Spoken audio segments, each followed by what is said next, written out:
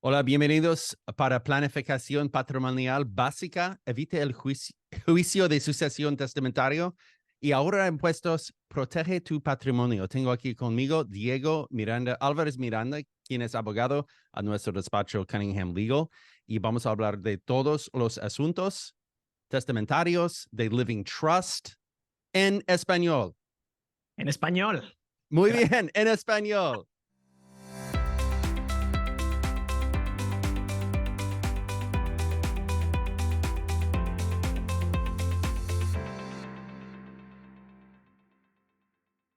¿Por qué es importante? Diga, Diego.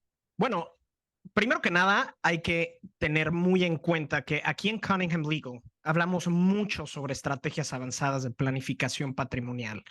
En los Estados Unidos, planificación patrimonial significa estate plan, ¿no? Pero ¿qué pasa con los conceptos básicos? Y eso es de lo que vamos a hablar el día de hoy. Si uno no sabe los procesos básicos, no va a saber cómo evitar el proceso judicial de sucesorio llamado, ¿cómo se llama, Jim? Probate. There you go. Probate court. Y también tenemos un sistema en California de impuestos de propiedad real, de tierra, de edificios. Y esto se llama Proposition 13. Y esto baja, más o menos, baja los impuestos durante mucho tiempo.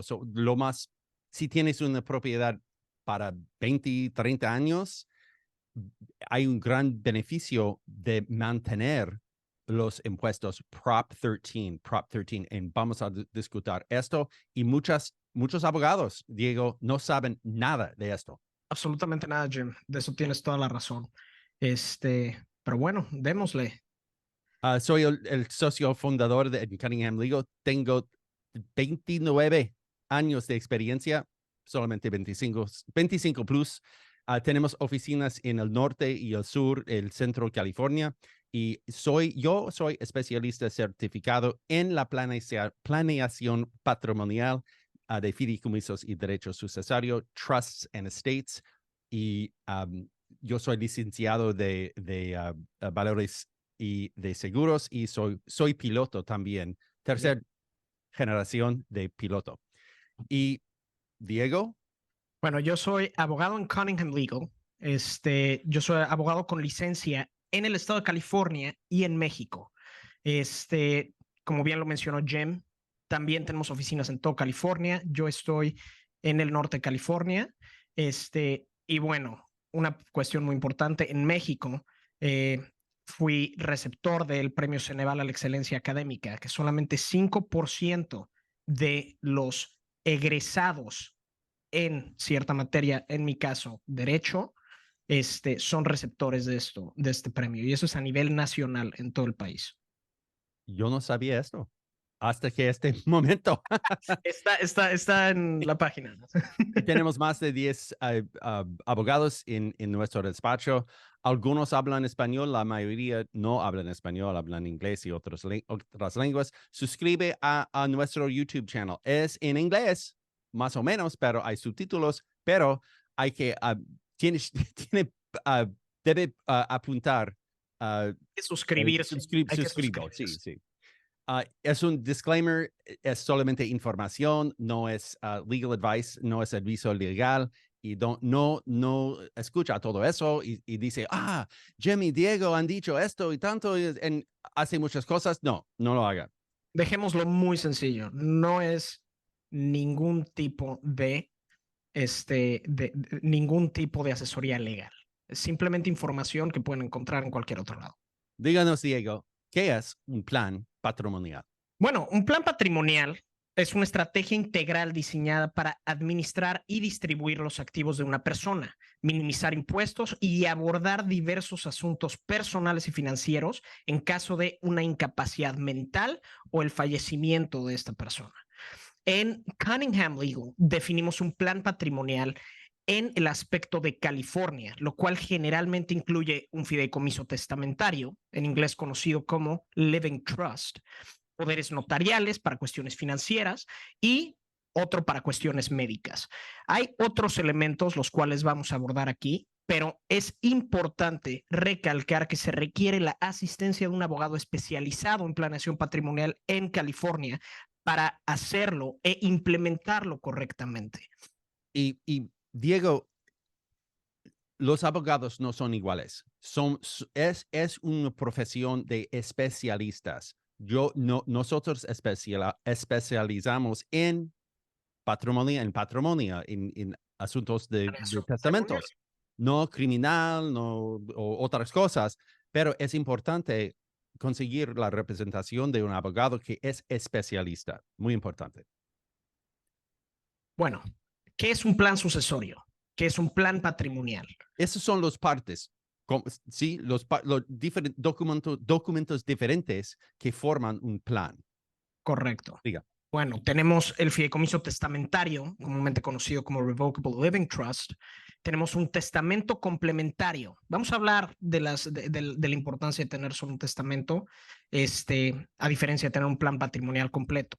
Tenemos también nominaciones de tutela y curatela, los cuales son las nominaciones de guardians, ¿no? Para hijos menores y dependientes incapacitados. También tenemos que hablar sobre las designaciones de beneficiarios en seguros de vida, rentas vitalicias que se conocen aquí como annuities, cuentas de retiro como IRAs y 401ks. Y un factor sumamente importante es la parte de los poderes notariales en materia financiera, la autorización médica en cuestiones de ley federal, HIPAA, y el documento de voluntad anticipada para atención médica, ¿no? También, Jem, no nos podemos olvidar de las escrituras. Sí, muy importante. ¿Por qué debe tener un plan de sucesión? ¿Qué pasa? Tenemos impuestos, tenemos probate, que es el proceso en California. Cada estado en los Estados Unidos tiene cortes diferentes, procesos diferentes. California es muy burdensome, como se dice en español. Demasiado engorroso. Sí, sí. Y impuestos. Si tú eres si usted está residente en los Estados Unidos, y vamos a hablar de eso. Hay leyes diferentes que si una persona no es non-residente. Diga un poco de eso, Diego. Bueno, vamos a hablar un poco de eso más adelante, pero básicamente un plan patrimonial no es solamente para la persona que vive en Estados Unidos, ¿no? No es solamente para el ciudadano americano, no es solamente para el residente permanente, sino para cualquier persona que pase básicamente 183 días dentro de un año, dentro de los últimos 3 años, o 31 días en un año dentro de los Estados Unidos. Esto te puede hacer residente para cuestiones fiscales, ¿no? Pero sin embargo, el hecho de ser no residente y tener propiedad en los Estados Unidos te puede poner en un real problema con Uncle Sam en cuestión de materia impositiva. Y vamos a hablar de eso también un poco más adelante. Y proteger tu legado.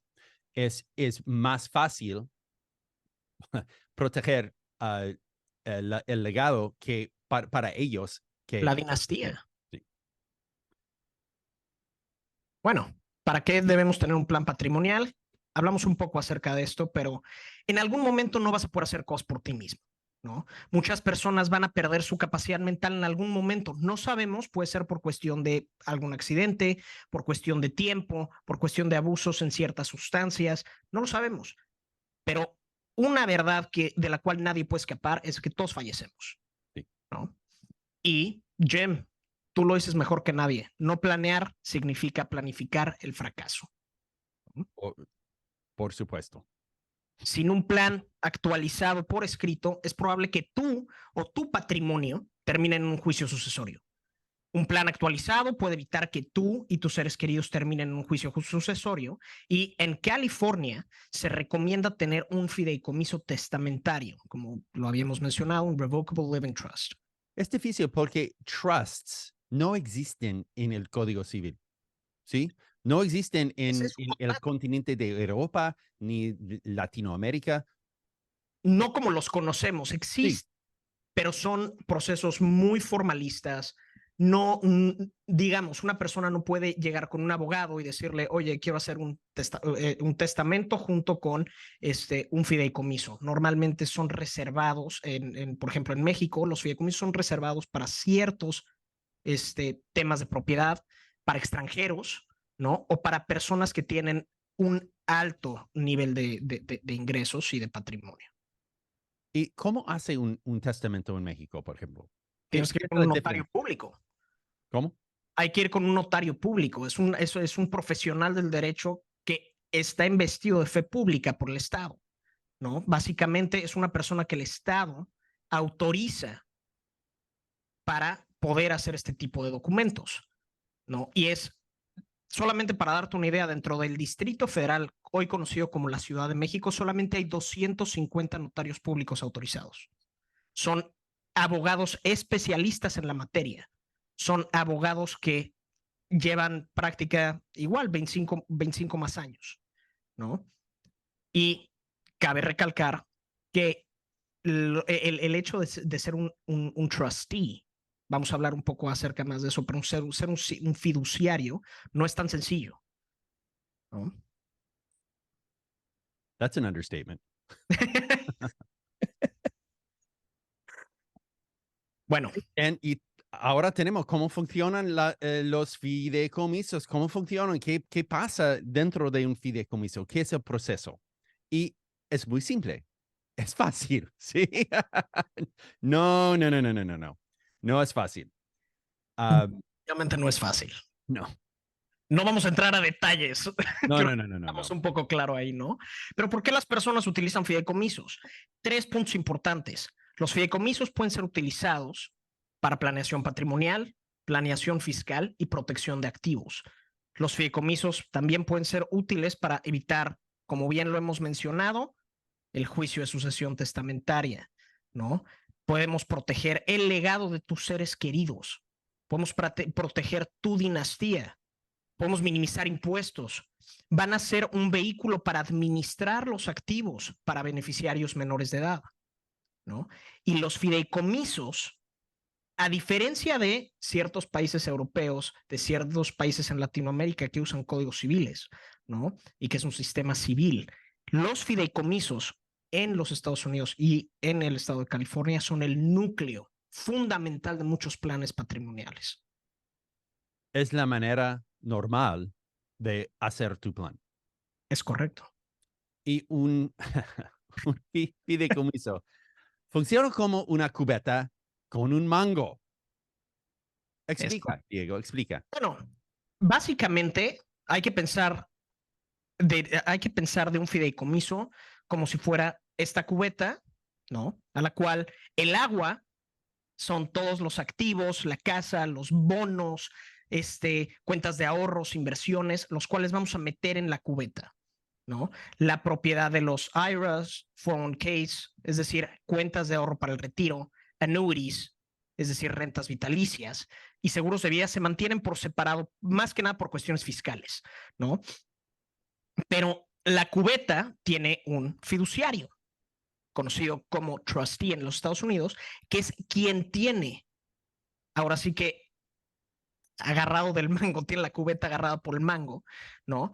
Y al menos el fideicomiso debe tener un beneficiario.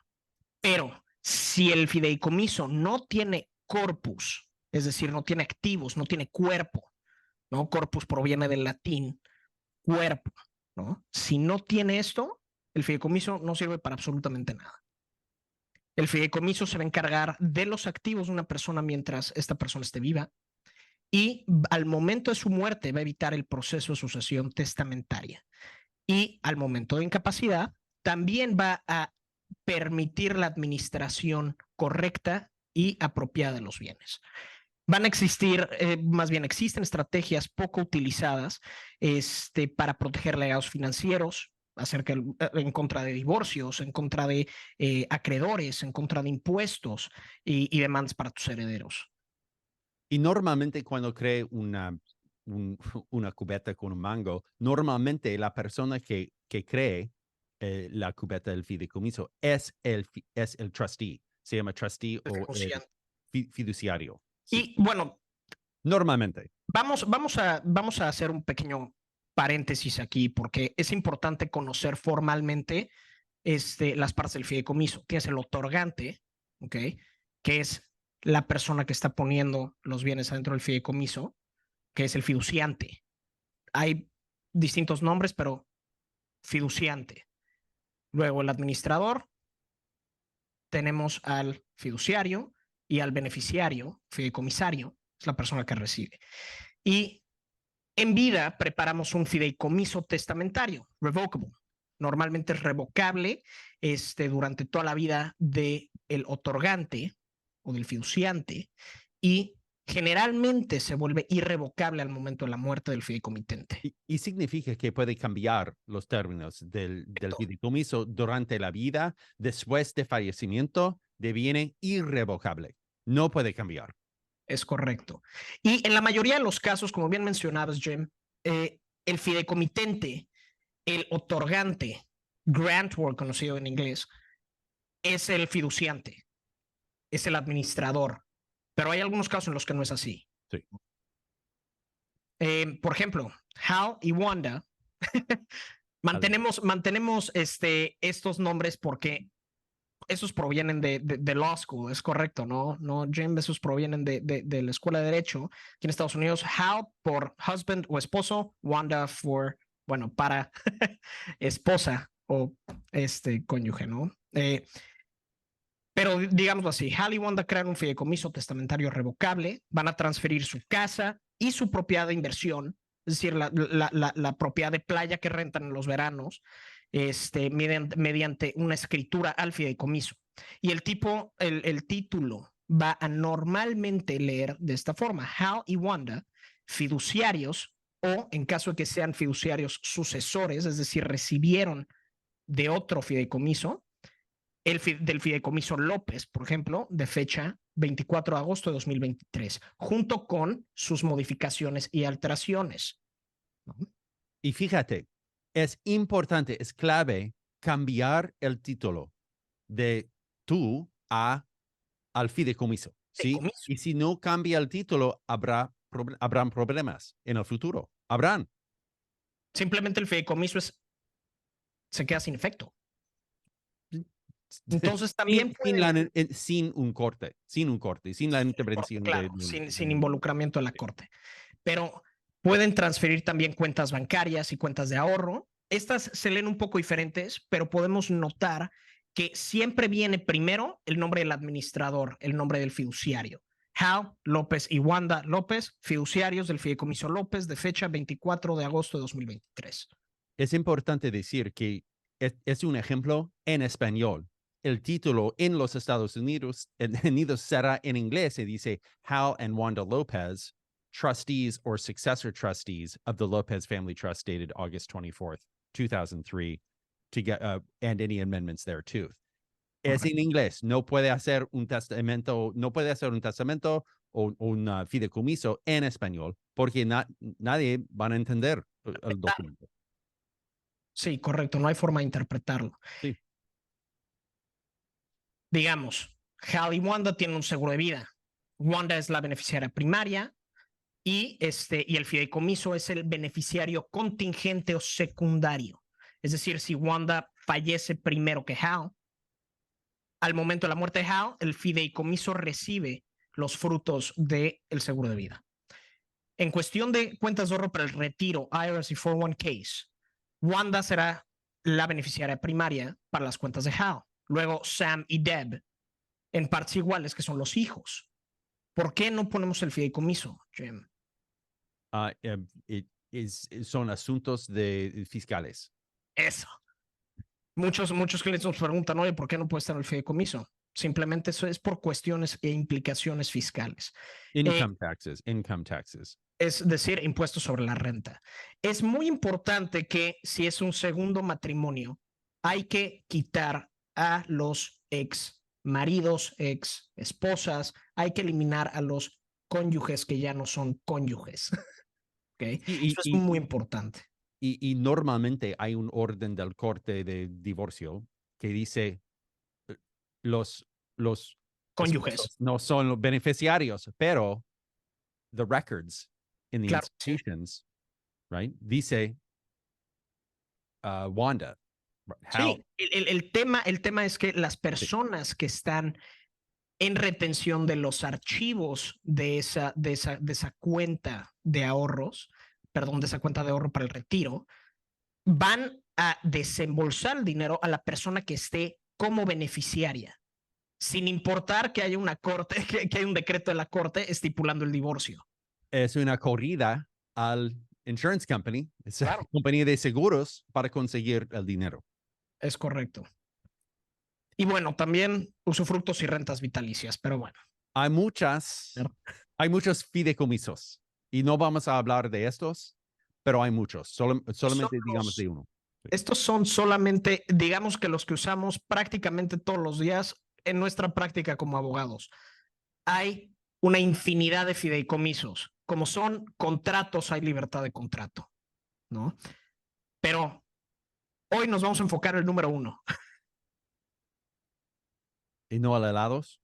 Bueno, probablemente. ¿Cuándo se activan los fideicomisos? Uno piensa que el fideicomiso se activa al momento en que lo firmas. En muchos casos sí es cierto, pero en la vida del otorgante, ¿no? Está ausente, está dormido. Dejémoslo así, ¿no?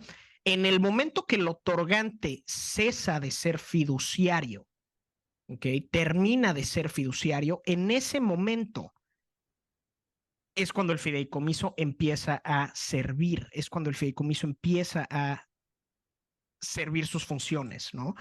Especialmente si el otorgante o el fiduciante está incapacitado o ha fallecido. Hay ciertos mecanismos en caso de incapacidad, en caso de fallecimiento, ¿no? Pero en cada uno de estos sucesos hay que hacer una administración del fideicomiso, que es un proceso para dirigir el fideicomiso de acuerdo con los términos del otorgante, incluyendo llevar a cabo todas las instrucciones que están por escrito para la administración de los activos. Es decir, el fiduciario sucesor va a tener que recaudar ingresos, realizar distribuciones, presentar impuestos y muchos otros documentos legales. Y hay dos tipos de fiduciarios. Hay trustee y successor trustee. Que es decir, fiduciante y fiduciario sucesor, ¿sí? Fiduciario sucesor significa una persona que no está sirviendo ahora mismo como fiduciario, pero es un fiduciario quien pueda servir en el futuro, pero no necesariamente va a servir porque si no acepta el rol, el cargo, no tienen que servir. ¿Okay? Sí, no es obligación. Sí.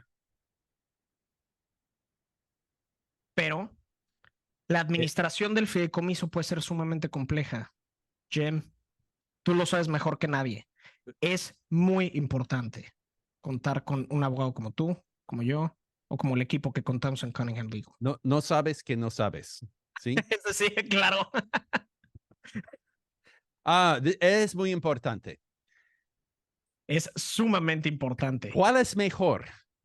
¿Deberes o derechos? ¿Deberes o derechos? ¿Hay que hacer algo o puede recibir algo? ¿Cuál es mejor?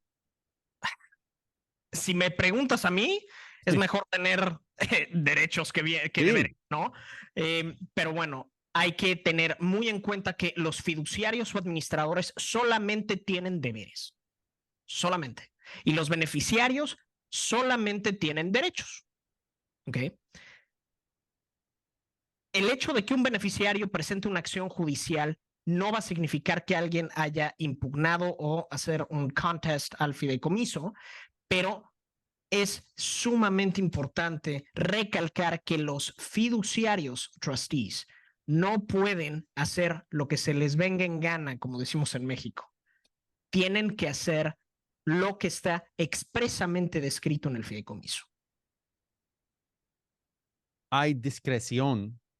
En ciertos casos. En ciertos casos de cómo. Cómo administrar, cómo distribuir. Sí, pero pueden tener distribuciones, pero tiene que estar descrito dentro de las 4 esquinas del documento. Tiene que estar escrito en el papel. Y también tiene que follow. Claro, tiene que seguir El documento y también la ley. La ley está escrita en código y también casos y doctrina. Sí, claro. Abogados saben esto, pero la persona que lea el documento no sabe estas otras reglas que tienen que seguir. Es correcto. Bueno, vamos a hablar un poquito acerca de la consolidación de los activos del fideicomiso. Es decir, hemos estado hablando de fideicomisos mucho tiempo, pero ¿qué pasa una vez que tenemos el fideicomiso? Cuidado y cariño. Hay que darle cuidado y cariño, ¿no? Los activos se tienen que colocar dentro del fideicomiso, dentro de esta cubeta, para que estén protegidos contra los juicios sucesorios. Y van a ser administrados y distribuidos. Parezco reloj suizo aquí, repitiendo y repitiendo, pero tienen que ser administrados y distribuidos de acuerdo a las intenciones escritas por medio del otorgante. Los beneficiarios, ¿ok? Más bien los beneficios, perdón, incluyen el evitar el juicio testamentario, el mantener la privacidad. Muy importante. Muy importante. Probate es pública, es un proceso público. Es decir, ¿quién van a heredar la cantidad de dinero que van a recibir la persona? ¿Cuándo esta persona va a recibir este dinero? Todo pública.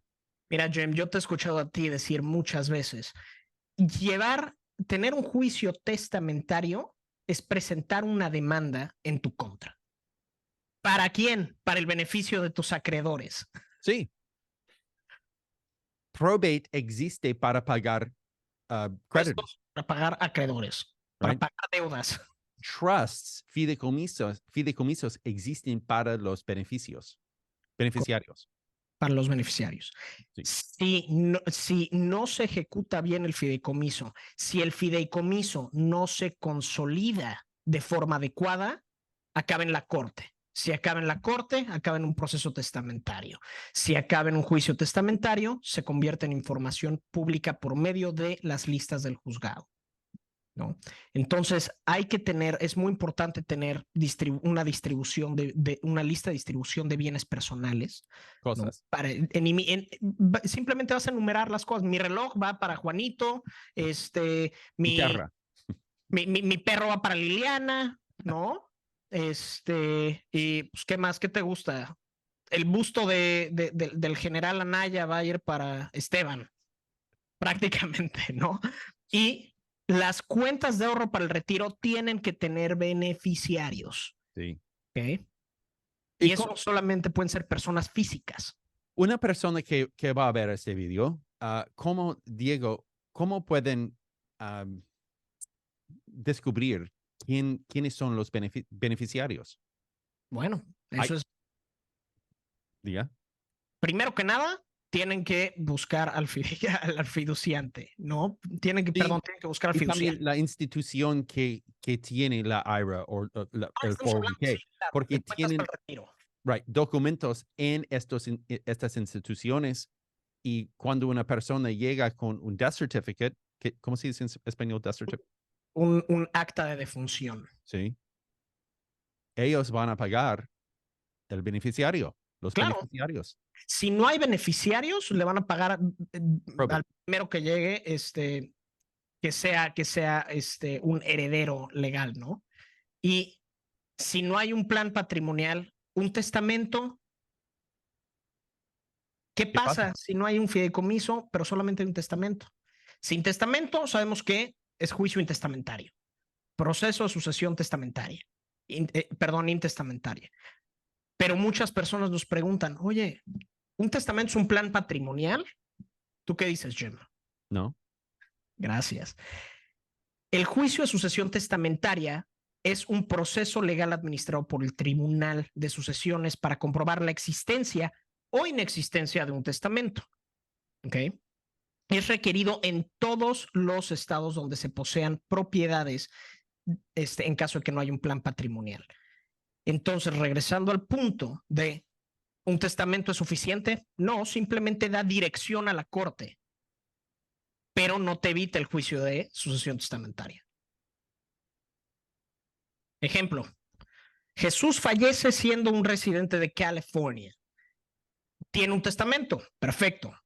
Ya se evitó un juicio de intestado. Es dueño de una casa en Los Ángeles, tiene una propiedad de vacaciones en Oregon y un edificio de departamentos en Nueva York, ¿no? Jesús se casó con su cónyuge hace 3 años. La pregunta, como bien está aquí, es ¿quién recibe qué? ¿Quién sabe?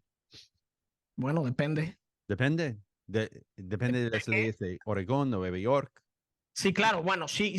Para empezar, si es residente de California y tiene su testamento en California, hay que presentar el testamento en la Corte de Sucesiones en California. Pero, ¿qué hacemos con las propiedades de Oregon? ¿Qué hacemos con las propiedades de Nueva York? Hay que abrir un proceso sucesorio ancelario, ¿no? En Oregon y en Nueva York, sujeto a las leyes estatales de cada estado. Tú siempre pones como ejemplo Nevada. ¿Por qué? Porque la diferencia entre California y Nevada es el monto. No me voy a meter tanto, pero vamos a seguir con el fact pattern. Si quieres, ponemos la siguiente, Jem. Jesús se casó con su cónyuge hace 3 años. Jesús tiene un hijo y una hija de un matrimonio anterior. Hace 2 años, el hijo de Jesús se murió. No tenía hijos. Y este año, Jesús, el dueño de los bienes, fallece y es sobrevivido por su cónyuge, llamémosle María, y su hija. ¿Okay? ¿Qué pasa? ¿Quién se queda con qué, Jim? En inglés, hot mess. Gracias. En ausencia de un testamento válido, todos los bienes van a ser sujetos al juicio sucesorio. Va a ser un patrimonio que se va a distribuir de la siguiente manera. Todos los bienes mancomunados, es decir, todos los bienes del matrimonio que fueron adquiridos durante el matrimonio de Jesús van a pasar directamente a su cónyuge, ¿no? La mitad de los bienes propios o bienes separados de Jesús van a pasar a su cónyuge y otra parte su hija. Si el hijo de Jesús hubiera sobrevivido, la cónyuge o la esposa de Jesús hubiera recibido 1/3 de los bienes, mientras que sus hijos hubieran recibido los 2/3 restantes de los bienes, separados. Es decir, si el departamento, si la Casa de Los Ángeles y el Beach House de Oregon estaban como bienes mancomunados, los hijos no tienen derecho a ellos. El testamento simplemente crea una pauta para el juez para decir, ok, la Casa de Los Ángeles, Jesús quiere que se la quede su cónyuge, se lo queda su cónyuge. El departamento en Nueva York, el edificio de departamentos en Nueva York, se lo va a quedar el hijo de Jesús y la hija de Jesús se va a quedar con la casa en Oregon. Es lo único que hace el testamento. Jesús debe hacer por lo menos un testamento. Por lo menos. Por lo menos.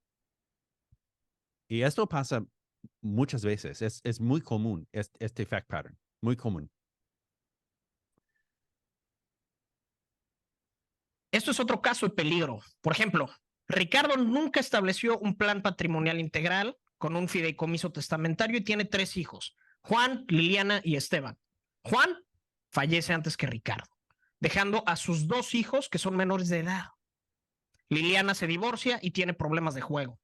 Es decir, se va a Las Vegas, se gasta todo el dinero, acaba en Reno, acaba en Lake Tahoe, se gasta todo lo que básicamente el dinero es lumbre.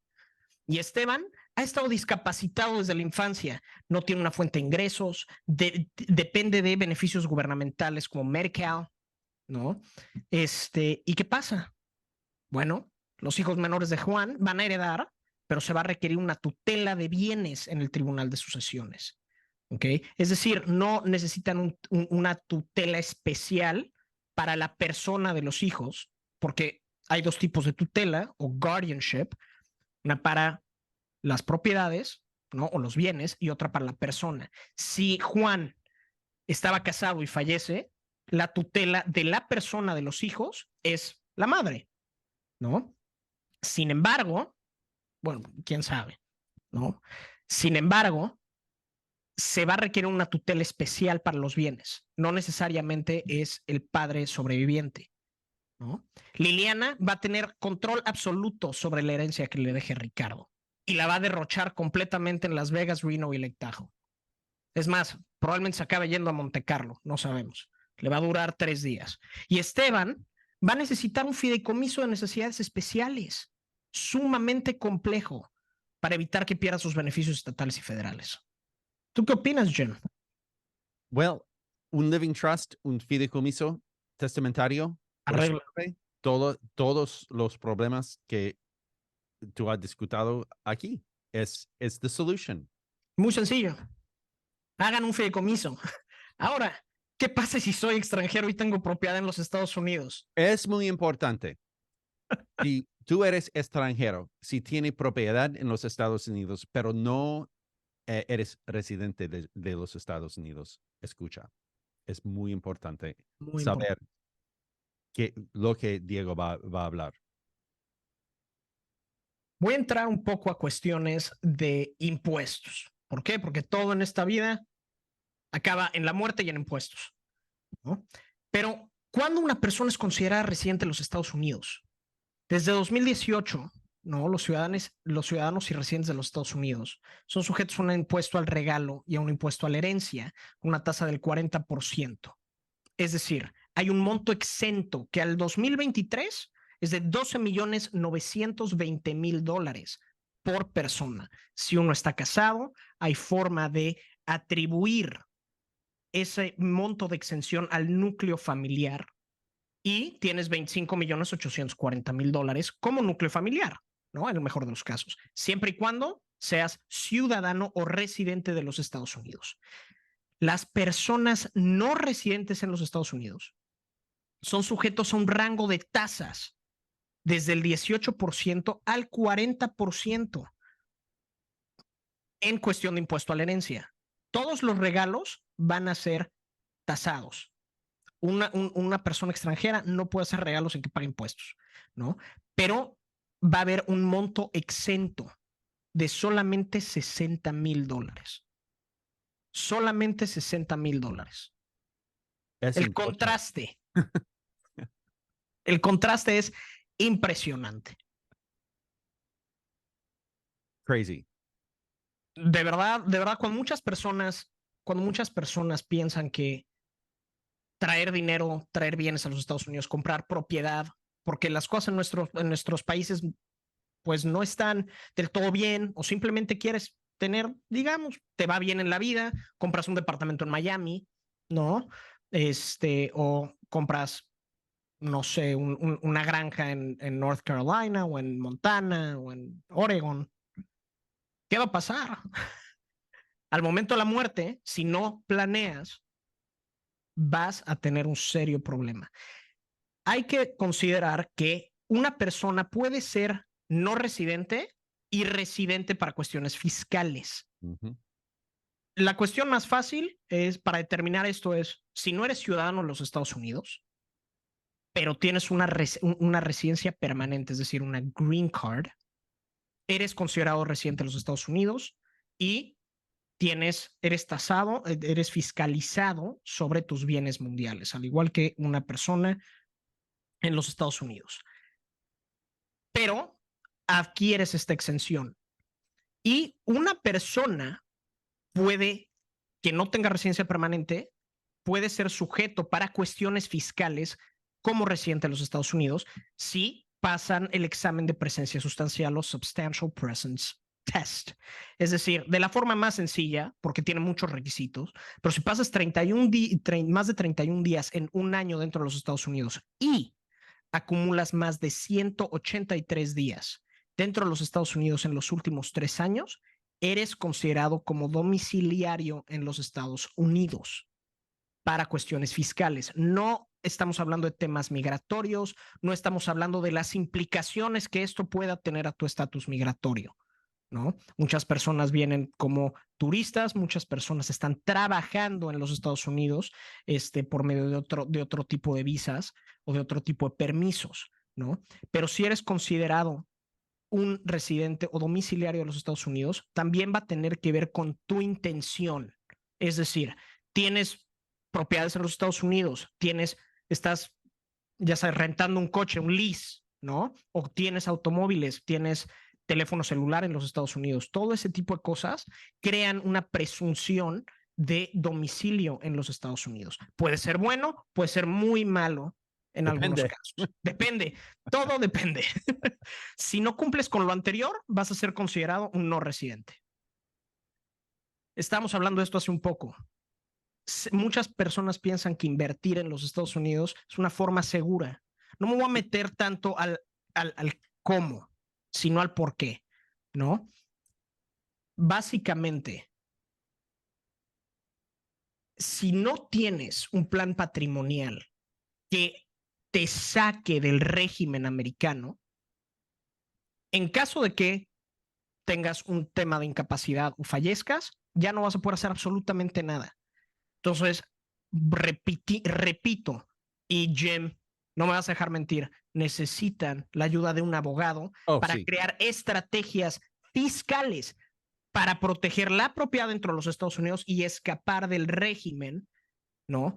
De la exención o, es decir, de los impuestos a la herencia. Hay que buscar como extranjero o no residente no ser considerado residente de los Estados Unidos para cuestiones fiscales. Y un fideicomiso testamentario may No, not be enough. no puede servir, ¿eh? Hay otras cosas que personas Hay tienen otras que cosas que hacer, hacer. además de fideicomiso testamentario. Bueno, cabe mencionar que tendrían que hacer un fideicomiso testamentario fuera de los Estados Unidos, ¿no? Dentro de los Estados Unidos, porque en el momento que hacen un fideicomiso testamentario dentro de los Estados Unidos, son sujetos a reglas de los Estados Unidos. Entonces, no significa que estés evadiendo impuestos, ¿no? Y eso es muy importante. Sí. Uno no puede evadir impuestos, pero hay ciertas estrategias que profesionistas, abogados especializados como nosotros, podemos implementar, es decir, formación de entidades, formación de fideicomisos extranjeros, ¿no? Para escapar del régimen fiscal y proteger los activos para su legado y dinastía. Regresamos a la sucesión testamentaria, mi estimado Jim. Básicamente, vamos a hacer un pequeño recap, vamos a hacer una capitulación. La administración del fideicomiso, ¿ok?, va a tener que ser necesario para evitar la sucesión testamentaria. No estamos ni siquiera hablando de cuestiones de tutela y curatela y de poderes. Tener solamente un testamento va a exponer tu patrimonio a un juicio de sucesión testamentaria. El juicio de sucesión testamentaria en California es un proceso formal y regulado por un tribunal. Y regresamos a este caso porque las tarifas de sucesión testamentaria son sumamente caras. Pueden ser 100%, normalmente 4 a 8% de la propiedad. Sí, pero vamos a ver un ejemplo en el siguiente slide, ¿no? Para empezar, se toma entre 16 y 24 meses, pero si el patrimonio total a sucesión es de $1 millón, vas a tener que pagar 5% de ese millón, $50,000. Pero digamos que es una casa que tiene una hipoteca de $900,000, ¿no? ¿Cuánto queda? 0. Pues le debes $50,000 a la corte y le tienes que pagar al abogado para que haga todo el proceso de sucesión testamentaria. De los $50,000 que le quedan a los herederos de María, no sabemos cuánto quede de eso, probablemente les alcance para irse a cenar. Y bueno, muy importante, ¿qué activos se van a excluir de la sucesión testamentaria que no son sujetos a este juicio testamentario? Evidentemente, los activos dentro del fideicomiso. Esos van a evitar la sucesión testamentaria. Las cuentas de ahorro para el retiro y anualidades, todos van a tener beneficiarios registrados con la institución. Si no los tienen, estamos en un problema. Los seguros de vida también son designados por beneficiario. Todos los instrumentos que sean por beneficiario van a ser otorgados sin necesidad de llegar a un juicio. Pero ¿qué pasa con la propiedad en copropiedad o la propiedad comunitaria con derecho de sobrevivencia en la escritura? Es el título sobre propiedad real. Sí. Correcto. Por ejemplo, propiedad comunitaria con derecho de supervivencia o derecho de sobrevivencia es solamente para personas casadas. Va a evitar la sucesión testamentaria y al momento de la muerte del primer cónyuge, todo pasa al sobreviviente. Sin el probate court, sin el juicio de sucesión testamentaria. Eso no significa que al momento de la muerte del sobreviviente no acabes en el juicio de sucesión testamentaria, si eso es lo único que tienes. Ahora, la escritura de transferencia por fallecimiento, transfer on death. Y lo digo en inglés porque muchos de las personas que estén viendo este webinar y este video pueden sacar la escritura de su casa y si dice transfer on death a cierta persona, a mi hijo, por ejemplo, tienen un grave problema. ¿Ok? ¿Por qué? Porque esos bienes pueden ser sujetos a cargas del Estado en caso de que haya reembolsos para cuestiones médicas, en caso de Medi-Cal, por ejemplo. ¿No? Y no podemos olvidar las cuentas a nombre de beneficiario. Hablamos un poco acerca de ellas en el slide pasado, pero es muy importante que si tienen cuentas de banco, tengan beneficiarios designados. No lo dejen pasar. O si tiene un fideicomiso testamentario, el título del cuentas de ahorro bancario, eso va al fideicomiso en el nombre de fiduciario. Por lo menos como beneficiario contingente, ¿no? El tamaño va a importar al igual que el título. A veces, si el total de los activos de un patrimonio es muy bajo, no se requiere un proceso completo o formal. ¿Okay? Simplemente se hace un affidavit o una declaración jurada cuando no haya bienes inmuebles. En 2022 en California es de 184,500. Creo que en 2023, Jim, 187,000. Sí, es 23, sí, es este año. Y en Nevada solamente es de $20,000. Y es lo que estábamos hablando hace rato. Este ejemplo es sumamente importante. Si hay propiedad en Nevada, es decir, una cuenta de banco, pero la cuenta de banco tiene $20,000, $20,220, ¿no? Tiene un poquito más de $20,000, eso es sujeto a un proceso formal de juicio testamentario. Y el título en copropiedad, joint tenancy. Muchas personas tienen su propiedad en copropiedad. Y esto es muy, muy peligroso si no se especifica. Básicamente es, ten cuidado con quién te metes, ¿no? Veamos otra vez, regresamos con Hal y Wanda López. Ellos están casados, pero Hal va a comprar la hacienda San Miguel Regla, una hacienda bien bonita, ¿no? Va a utilizar las ganancias de Hal, que son bienes mancomunados, son bienes del matrimonio, y la va a comprar junto con Paul. Paul es su socio, su cuate, su amigo, ¿no? Hal y Paul van a tomar este título de la hacienda San Miguel como copropietarios con derecho de sobrevivencia. Joint tenancy. Joint tenancy with right of survivorship. Right. ¿Ok? Cuando Hal fallece, Jim, ¿quién es el dueño? Paul. ¿Y cómo creen que Wanda se va a quedar? Wanda is no bueno. Se la llevó el tren, como decimos en México. Man. ¿Y qué necesitas hacer si tienes que acudir al tribunal? Jim, repite por favor lo que dijiste al principio.